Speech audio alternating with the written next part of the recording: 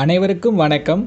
இன்றைக்கி இந்த வீடியோவில் எதை பற்றி பார்க்க போகிறோம் அப்படின்னு பார்த்தீங்கன்னா, முன்னுரை அறையினார் எழுதிய பழமொழி 400 அப்படிங்கிற புத்தகத்தில் இருந்து ஒரு 20 பழமொழிகள் பார்க்க போகிறோம். இது முதல் வீடியோ கிடையாது. ஏன்னா இதுக்கு முன்னாடி வீடியோக்களில் 180 பழமொழிகளை கம்ப்ளீட்டாக பார்த்து முடிச்சாச்சு. அதை பார்க்காதவங்களுக்காக வீடியோ லிங்க் டிஸ்கிரிப்ஷனில் கொடுக்குறேன். அதை டச் பண்ணி பார்த்துக்குங்க. சரி, வாங்க வீடியோக்குள்ளே போகலாமா? முதல் பழமொழி பாருங்கள், என்ன கொடுத்துருக்காங்க? கொண்டார் வெகுடல் நகை மேலும் கைப்பாய் விடும் அப்படிங்கிறது பழமொழி. இதுக்கான பொருள் மனக்கசப்பை தரும் கடன்கிறாங்க. அதுக்கு என்ன சம்மந்தம் அப்படின்னு பார்த்தீங்கன்னா, இப்போ உங்கள் ஃப்ரெண்டுக்கிட்டேருந்து ஒரு 100 ரூபா கை மாற்றா வாங்குறீங்க. அவன் என்ன பண்ணுறான், மச்சான் அந்த 100 ரூபாய் திருப்பி தடா அப்படின்னு உங்கள்கிட்ட கேட்குறான். நீங்கள் என்ன பண்ணுங்கள், விளையாட்டுக்கு கூட தர முடியாதுன்னு சொல்லிடாதீங்க. இப்போ ஒருத்தட்டேருந்து ஒரு பொருள் வாங்குறீங்க, அதை அப்படியே திருப்பி கொடுத்துருங்க. சும்மா ஃபன்னுக்காக கூட இல்லைடா தரமாட்டேன் அப்படின்னு சொல்லிடாதீங்க. அப்படி சொன்னால் கூட அது அவருக்கு கஷ்டத்தை ஏற்படுத்தும் அப்படிங்கிறார். ஓகேவா? இப்போ பாருங்கள், பழமொழி பாருங்கள். கொண்டார் அப்படின்னா வாங்கினவங்கன்னு அர்த்தம். கொண்டார் வெகுடல், வெகுடல்னால் கோவப்படுறது. அதாவது கடன் வாங்கினவங்க கோவப்படுறது. அது நகைச்சுவையாக இருந்தாலும், அதான் நகை மேலும் கொடுத்துருக்காங்க, நகைச்சுவையாக இருந்தாலும் கைப்பாய் விடுங்கிறாங்க. கைப்பாய்னா மனக்கசப்பை ஏற்படுத்தி விடும்னு அர்த்தம். பொறுமையாக பாருங்கள், புரியும். சரியா? இப்போ அடுத்த பழமொழி என்னென்னு பார்க்கலாமா? கொல்லி மேல் கொட்டு வைத்தார் அப்படிங்கிறது பழமொழி. இதுக்கான பொருள் பாருங்கள், வித்தை பொறிக்கும் மூடர்கள்னு கொடுத்துருக்காங்க. இந்த பழமொழியை பொறுத்த வரைக்கும் நம்ம ஷார்ட்கட் பேஸ் பண்ணி போயிடலாம். ஏன்னா எக்ஸ்ப்ளனேஷன் ஒரு மாதிரி குழப்பமாக இருக்கும். சரிங்களா? ஷார்ட்கட் பாருங்கள். கொல்லி மேல் கொட்டு வைத்தார், அதாவது கொல்லிக்கட்டை இருக்குல்ல, அதுக்கு மேலே ஏதோ ஒரு விஷயத்த கொட்டுறாங்கன்னு ஞாபகம் வச்சுக்கோங்க. அப்போ கொல்லி மேல் கொட்டு அப்படின்னா கொல்லிக்கட்டை மேலே ஏதோ விஷயத்த கொட்டுறாங்க. கொட்டினா என்ன பண்ண முடியும்? பொறிக்க முடியும். ஏன்னா கொல்லிக்கட்டைனா நெருப்பு, நெருப்பு மேலே ஏதோ ஒரு விஷயத்த கொட்டுறாங்க. கொட்டினா என்ன பண்ண முடியும்? பொறிக்க முடியும். ஞாபகம் வச்சுக்கோங்க. பொருளில் பாருங்கள், பொறின்னு ஒரு வார்த்தை வரும். சரிங்களா? இதை வச்சு ஞாபகம் வச்சுக்கணும். இப்போ அடுத்த பழமொழி என்னென்னு பார்க்கலாமா? கொல்லையுள் கூழ்மரமே போன்று அப்படி சொல்லி கொடுத்துருக்காங்க. இதுக்கான பொருள் பாருங்கள், சொல்லால் வளைக்கவுங்கிறாங்க. அதுக்கு என்ன சம்மந்தம் அப்படின்னு பார்த்தீங்கன்னா ரொம்ப சிம்பிள் தான். கொல்லையுள் கூழ்மரம் அப்படின்னா கொல்லைப்புறம், உங்கள் வீட்டோட கொல்லைப்புறத்தில் ஒரு மரம் ஒன்று வச்சுருக்கீங்க, ஒரு அழகான மரம். அந்த மரம் உங்களுக்கு என்ன ஆகும்? டெய்லியும் ஒரு வாழைப்பழம் தரும். அதுக்கான காரணம் என்ன அப்படின்னு பார்த்தீங்கன்னா, நீங்கள் டெய்லியும் அந்த மரத்துக்கு நல்லா தண்ணி ஊற்றுவீங்க, தேவையான உரத்தை போடுவீங்க, அதை பக்கத்தில் இருந்து பத்திரமா பார்த்துப்பீங்க. அதே மாதிரி இதே மாதிரி என்ன பண்ணணும் அப்படின்னு பார்த்தீங்கன்னா, உங்களுக்கு எதிரின்னு ஒருத்தர் இருப்பாரா, அவர் கூடயே இருந்து அவரை பேசி பேசி பேசி பேசி கொஞ்சம் கொஞ்சமாக உங்கள் கண்ட்ரோலில் வச்சுக்கோங்க. அதான் வளைக்கவும் கொடுத்துருக்காங்க. நீங்கள் எப்படி உங்கள் கொல்லையில் இருக்கிற மரத்தை உங்கள் கண்ட்ரோலில் வச்சுக்கிறீங்களோ அதே மாதிரி உங்கள் எதிரியையும் உங்கள் கண்ட்ரோலில் வச்சுக்கிங்க அப்படின்னு கொடுத்துருக்காங்க. சரிங்களா? இப்போ அடுத்த பழமொழி என்னென்னு பார்க்கலாமா? கொச்சேரி துன்னூசி விற்பவர் இல் அப்படிங்கிறது பழமொழி. இதுக்கான பொருள் பாருங்கள், குடிப்பிறப்பும் பண்பும் கொடுத்துருக்காங்க. அதுக்கு என்ன சம்மந்தம் அப்படின்னு பார்த்தீங்கன்னா, கொச்சேரி அப்படிங்கிறத கொள்ளர்கள் வாழும் சேரின்னு பிரிக்கலாம். கொள்ளர்கள் அப்படின்னா இரும்பு வியாபாரம் பண்ணுவாங்கள்ல, அவங்கள தான் கொள்ளர்கள்னு சொல்லுவோம். அவங்க வாழக்கூடிய பகுதியை தான் கொச்சேரிம்போம். சரியா? அடுத்து துண்ணூசின்னு கொடுத்துருக்காங்க. துண்ணூசி அப்படின்னா துணி தைக்க பயன்படும் ஊசி, நம்ம வீடுகள்லாம் யூஸ் பண்ணுவாங்கள்ல, அந்த ஊசியை சொல்கிறாங்க. விற்பவர் இல்லைங்கிறாங்க, யாருமே விற்க மாட்டாங்கன்னு சொல்ல வராங்க. அப்போ இதுக்கான பொருள் என்ன அப்படின்னு பார்த்தீங்கன்னா, ஊசி தயாரித்ததே அந்த கொள்ளர்கள் தான். கொள்ளர்கள் தயாரித்த ஊசியை அவங்கக்கிட்டே கொண்டு போய் நம்ம என்ன பண்ண மாட்டோம்? விற்க மாட்டோம். அப்படி விற்றா நம்மளை முட்டாள்னு சொல்லுவாங்களா? அதே மாதிரி அறிவில் சிறந்த பண்பில் சிறந்த ஒருத்தட்ட போய் நீ பண்பில் சிறந்தவன் அப்படின்னு நம்ம சொல்ல மாட்டோம். அதான் கொடுத்துருக்காங்க. குடிப்பிறப்பும் பண்பும். ஒரு நல்ல குடியில் பிறந்த மக்கள்கிட்ட போய் அவங்க குடிப்பிறப்பையும் பண்பையும் பற்றி நம்ம பேசக்கூடாது. ஏன்னா அவங்களுக்கு தெரிஞ்சதுனால தான் அவங்க நல்ல குடியே இருக்காங்கன்னு சொல்ல வராங்க. இப்போ அடுத்த பழமொழி என்னென்னு பார்க்கலாமா? சால்பினை சால்பருக்கு மாறு அப்படிங்கிறது பழமொழி. இதுக்கான பொருள் பாருங்கள், சிறந்ததே வெல்லும் கொடுத்துருக்காங்க. அதுக்கு என்ன சம்மந்தம் அப்படின்னு பார்த்தீங்கன்னா ரொம்பவே சிம்பிள். உங்ககிட்ட இருக்கக்கூடிய ரொம்ப ரொம்ப நல்ல விஷயம் இருக்குது பாருங்கள், அந்த நல்ல விஷயத்தை தோக்கடிக்கணும்னு நீங்கள் நினச்சிங்கன்னா உங்ககிட்ட இருக்கக்கூடிய இன்னொரு நல்ல விஷயத்தால் தான் தோக்கடிக்க முடியும் அப்படின்னு சொல்லி கொடுத்துருக்காங்க. சால்பு அப்படின்னா நல்ல ஒழுக்கம்னு அர்த்தம். உங்ககிட்ட இருக்கக்கூடிய நல்ல ஒழுக்கத்தை தோக்கடிக்கணும்னா இன்னொரு நல்ல ஒழுக்கம் தான் வரணும். சரிங்களா? அதுக்கான பொருள் பாருங்கள், சிறந்ததே வெல்லும் கொடுத்துருக்காங்களா? சூப்பர். இப்போ அடுத்த பழமொழி என்னென்னு பார்க்கலாமா? சாகாதான் முன்கை வணையம் தொடும் அப்படிங்கிறது பழமொழி. இதுக்கான பொருள் பாருங்கள், பகையை காலமறிந்து வெல்லுதல்னு கொடுத்துருக்காங்க. அதுக்கு என்ன சம்மந்தம் அப்படின்னு பார்த்தீங்கன்னா ரொம்ப சிம்பிள். நீங்கள் ஒரு நாட்டு அரசராக இருக்கீங்க, உங்கள் எதிரி நாட்டு அரசர் ஒருத்தர் இருக்கார். அவர் உங்களை விட ஒரு 4 மடங்கு 5 மடங்கு பலசாலியாக இருக்கார். நீங்களும் அவரும் சண்டை போட்டுட்ருக்கீங்க. சண்டை போட்டு நீங்கள் தோக்கக்கூடிய நிலைமைக்கு போயிட்டீங்க. இப்போ நீங்கள் அவரை எதிர்த்து நம்ம சண்டை போடணும் அப்படின்னு நினைக்காம தற்சமயத்துக்கு அவர்கிட்டேருந்து சாகாமல் தப்பிச்சு போய் பெரிய படையை திரட்டிட்டு கண்டிப்பாக என்ன பண்ணலாம், ஒரு நாள் அவரை தோக்கடிக்கலாம். நான் சண்டியர் படை, நான் பெரிய ஆள் அப்படின்னு சொல்லிட்டு ஒன்றுமே இல்லாமல் போய் சண்டை போட்டு சாகிறதுக்கு அங்கேருந்து தப்பிச்சு போகிறது எவ்வளோ பெட்டர் தானே? அதை தான் கொடுத்துருக்காங்க.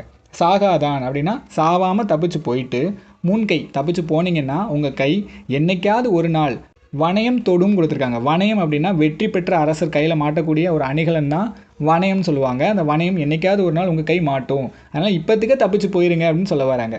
இதுக்கான பொருள் பாருங்கள், பகையை காலமறிந்து வெல்லுதல். உடனே சண்டை போடாமல் அதுக்கான சரியான டைமுக்கு வெயிட் பண்ணி தோக்கடிக்கணும். சரிங்களா? இப்போ அடுத்த பழமொழி என்னென்னு பார்க்கலாமா? சான்றோர் கையுண்டும் கூறுவர் மெய் அப்படிங்கிறது பழமொழி. இதுக்கான பொருள் பாருங்கள், தேச துரோகி என்ன ஆவானோன்னு சொல்லி கொடுத்துருக்காங்க. அதுக்கு என்ன சம்மந்தம் அப்படின்னு பார்த்தீங்கன்னா ரொம்ப சிம்பிள். சான்றோர் அப்படின்னா அறிவில் சிறந்தவர்கள்னு அர்த்தம். அறிவில் சிறந்த ஒருத்தர் கை உண்டு அப்படின்னா இன்னொருத்தங்க கையை நம்பி வாழ்கிற வாழ்க்கை, சொல்லப்போனால் ஏழ்மையான வாழ்க்கை.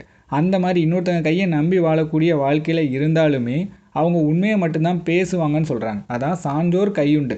இன்னொருத்தவங்க கையிலேருந்து வாங்கி சாப்பிட்டு, அதான் கை உண்டு. சரிங்களா? அப்படி வாழ்ந்தாலுமே உண்மையை மட்டும்தான் பேசுவாங்க. அவங்க எப்போவுமே இந்த மாதிரி உண்மையை பேசுகிறவங்க தேச துரோகியாக மாற மாட்டாங்க.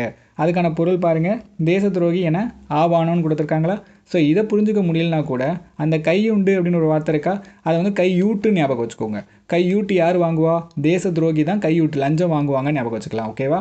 இப்போ அடுத்த பழமொழி என்னென்னு பார்க்கலாமா? சான்றோர் அவைப்படின் சாவாது பாம்பு அப்படின்னு சொல்லி கொடுத்துருக்காங்க. இதுக்கான பொருள் பாருங்கள், பகைவர்களுக்கு அருளுதல்னு கொடுத்துருக்காங்க. அதுக்கு என்ன சம்மந்தம் அப்படின்னு பார்த்தீங்கன்னா ரொம்ப சிம்பிள்.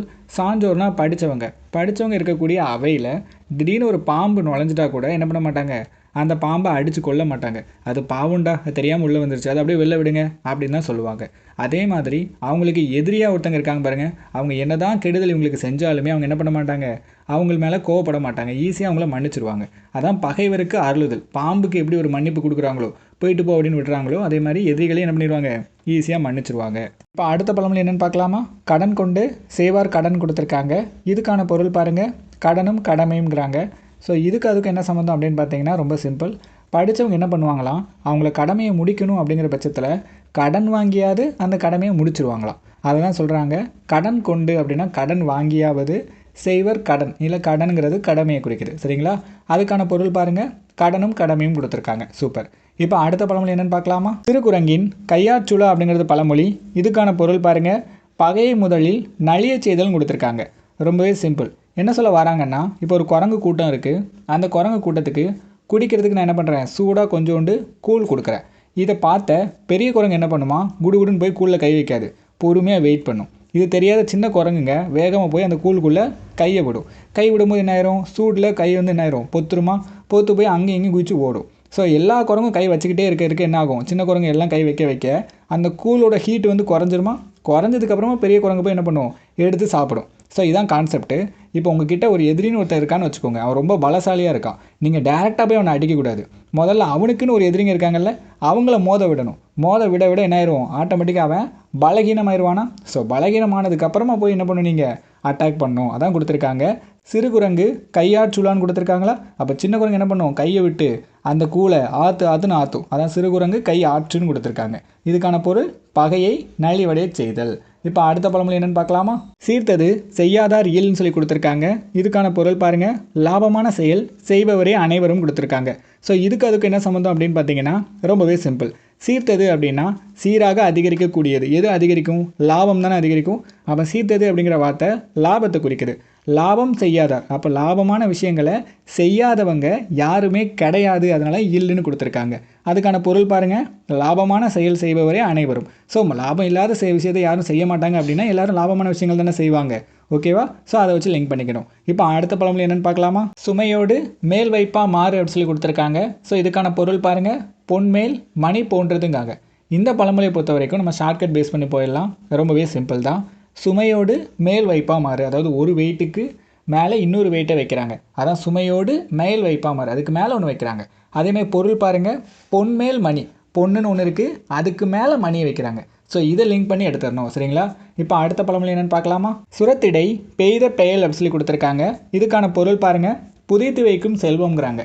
ஸோ அதுக்கு என்ன சம்மந்தம் அப்படிங்கிறது தெளிவாக சொல்லிடுறேன். ஃபஸ்ட்டு இந்த சுரத்திடைனா என்னென்னு தெரிஞ்சுக்கோங்க. சுரம் அப்படின்னா பாலைவனம் அர்த்தம். பாலைவனத்திற்கு இடையில் பெய்த பெயல்னால் மழைன்னு அர்த்தம். பாலைவனத்துக்கு நடுவில் பெய்யக்கூடிய மழைனால் யாருக்காவது ஏதாவது பிரயோஜனம் இருக்கா? ஒரு பிரயோஜனம் கிடையாது. அதே மாதிரி நாளைக்கு உதவும் அப்படிங்கிறதுக்காக நீங்கள் புதைச்சி வைக்கக்கூடிய செல்வம்னால யாருக்கும் எந்த பிரயோஜனமும் இருக்காது. அது உங்களுக்கும் கூட எந்த பிரயோஜனமும் இருக்காது. அந்த செல்வம் பாலைவனத்தில் பெஞ்ச மழை மாதிரி வீணாக தான் போகும்னு சொல்கிறாங்க. சரிங்களா? இப்போ அடுத்த பழமொழி என்னென்னு பார்க்கலாமா? சுரம்போக்கி உலகு கொண்டார் இல்லையே, இல்லை மரம்போக்கி கூலி கொண்டார்னு கொடுத்துருக்காங்க. ஸோ இதுக்கான பொருள் பாருங்கள், இளமையிலேயே கற்க வேண்டும்ங்கிறாங்க. ஸோ அப்போ என்ன சொல்ல வராங்க அப்படின்னு பார்த்தீங்கன்னா, எனக்கு அந்த முதல் லைன் சுத்தமாக புரியலை. உங்களுக்கு ஒரு வேளை புரிஞ்சிச்சுன்னா அதை கமெண்டில் சொல்லுங்கள். நான் ரெண்டாவது லைனுக்கான எக்ஸ்ப்ளனேஷன் கொடுக்குறேன். மரம் போக்கி கூலி கொண்டார் இல்லைன்னு கொடுத்துருக்காங்களா? ஸோ யாருமே மரத்தை வெட்டினதுக்கப்புறம் காசு கேட்க மாட்டாங்க. மரத்தை வெட்டுறதுக்கு முன்னாடியே காசு வாங்கிடுவாங்க இல்லையா? ஏன்னா மரத்தை வெட்டிட்டு காசு கேட்டால் கொடுப்பாங்களா இல்லையான்னு தெரியாது. அதான் கொடுத்துருக்காங்க, மரம் போக்கி மரத்தை வெட்டிட்டு கூலி கேட்குறவங்க கிடையாதுன்னு கொடுத்துருக்காங்க. ஸோ பொருள் பாருங்கள், இளமையிலே கற்க வேண்டுங்கிறாங்களா? ஸோ படிக்கணும்னு நினச்சா சின்ன பையனாக இருக்கும்போதே படிச்சிருங்க, வயசானதுக்கப்புறம் படிக்க முடியாது. அப்போ முதல்ல படிங்க அப்படிங்கிறாங்க. அதான் இளமையிலேயே கற்க வேண்டும். இப்போ அடுத்த பழமொழி என்னென்னு பார்க்கலாமா? சுரையால அம்மி மிதப்பன்னு கொடுத்துருக்காங்க. இப்போ சுரையாலை அப்படின்னா சொரக்காய் இருக்குது பார்த்தீங்களா, அது தண்ணிக்குள்ளே முழுகுமானா முழுகாது. ஆனால் இதில் முழுகுன்னு கொடுத்துருக்காங்க. அதான் சுரை ஆலைங்கிறாங்களா, ஆழத்தில் முழுகுங்கிறாங்க. அப்போ அது நடக்காத செயல் தானே. அப்போ இதுக்கான பொருள் வந்து நடவாத செயல். கரெக்டாக தான் இருக்குது. இருந்தாலும் அடுத்தது பாருங்கள், அம்மி மிதப்பன்னு கொடுத்துருக்காங்க. அம்மிக்கல்ல தண்ணியில் போட்டால் மிதக்குமாமா? மிதக்கவே மிதக்காது இல்லை. அப்போ அதுவும் நடக்காத செயல் தான். அப்போ 2 நடவாத செயல் கொடுத்துருக்காங்களா? ஸோ இதுக்கான பொருளும் பாருங்கள் நடவாத செயல்னு வருதா? ஸோ இதை வச்சு எடுத்துடணும். இப்போ அடுத்த பழமொழி என்னென்னு பார்க்கலாமா?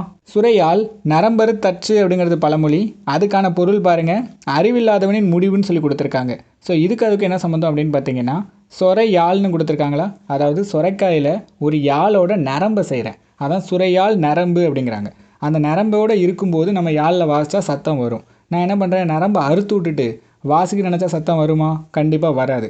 என்னை பார்த்து எல்லோரும் முட்டாள் தான் சொல்லுவாங்க. ஸோ அதான் கொடுத்துருக்காங்க, சுரையால் நரம்பை அறுத்து வாசிக்க முயற்சி பண்ணுறது. யாரோட முடிவு அப்படின்னு பார்த்தீங்கன்னா, ஒரு அறிவில்லாதவனோட முடிவு. ஸோ பொருள் பாருங்கள், அறிவில்லாதவனின் முடிவுன்னு கொடுத்துருக்காங்களா? சரி, இப்போ அடுத்த பழமொழி என்னென்னு பார்க்கலாமா? சூட்டறுத்து வாயில் இடல் அப்படிங்கிறது பழமொழி. இதுக்கான பொருள் பாருங்கள், அதிக வரியும் அதன் பின் உதவியும் கொடுத்துருக்காங்க. ரொம்ப சிம்பிள். சூட்டை அறுத்துன்னு கொடுத்துருக்காங்களா? நம்ம உடம்புல சதைன்னே வச்சுக்கலாம். சதையை சுட்டு அதுக்கப்புறமா அறுத்து அதை கொண்டு போய் நம்ம வாயிலேயே கொடுத்தா கறி கிடச்சிட்டுன்னு சந்தோஷமாக படுவோம்? கண்டிப்பாக பட மாட்டோம். அதே மாதிரி முதல்ல அதிகமாக வரி விதிச்சுட்டு அதுக்கப்புறம் அதை வச்சு நமக்கு உதவி பண்ணால் நமக்கு சந்தோஷமாக இருக்கும்? கண்டிப்பாக இருக்காது. அதான் கொடுத்துருக்காங்க. சுட்டறுத்து வாயில் இடல் அப்படின்னா அதிக வரியும் அதன் பின் உதவியும் நடத்தும். இப்போ அடுத்த பழமொழி என்னென்னு பார்க்கலாமா? செய்கொன்றான் உன் கொண்டு மாறு அப்படிங்கிறது பழமொழி. ஸோ இதுக்கான பொருள் பாருங்கள், அரசாணை நிறைவேற்றுதான் கொடுத்துருக்காங்க. ஸோ இந்த பழமொழியை பொறுத்த வரைக்கும் நம்ம ஷார்ட்கட் பேஸ் பண்ணி போயிடலாம். ஏன்னா இது வந்து டெஃபினேஷனாக பார்த்தீங்கன்னா ரொம்ப கன்ஃபியூஷன் ஆகும். ஸோ இதில் பாருங்கள் எப்படி ஷார்ட்கட் போகலான்னா, அதில் செய் கொன்றான்னு கொடுத்துருக்காங்க.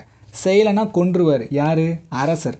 அரசர் வந்து ஒரு ஆணை கொடுத்து நீங்கள் அதை செய்யலைன்னா கொன்றுவார்னு ஞாபகம் வச்சுக்கோங்க. அப்போ செய் கொன்றான், இதில் அரசாணை அப்படிங்கிறது ஞாபகம் வச்சுக்கணும். இப்போ அடுத்த பழமொழி என்னென்னு பார்க்கலாமா? செய்தானே ஒவ்வாத பாலையோ இல் அப்படிங்கிறது பழமொழி. அதுக்கான பொருள் பாருங்கள், அரசன் செயலுக்கு பொறுப்பு எவர்னு கொடுத்துருக்காங்க. சிம்பிளாக சொல்லப்போனால், நான் இப்போ ஒரு பொம்மையை உருவாக்குறேன்னா அந்த பொம்மைக்கு முழு முதற் பொறுப்பு யாராக தான் இருப்பா? நானாக தான் இருப்பேன். அந்த பொம்மை அழகாக இருந்தாலும் அதுக்கு நான் தான் காரணம், அசிங்கமாக இருந்தாலும் நான் தான் காரணம். அதான் கொடுத்துருக்காங்க.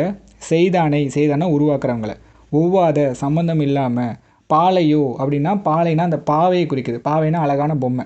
அந்த பொம்மையே கிடையாது. எல்லா சம்மந்தமும் யாருக்கு தான் இருக்கும்?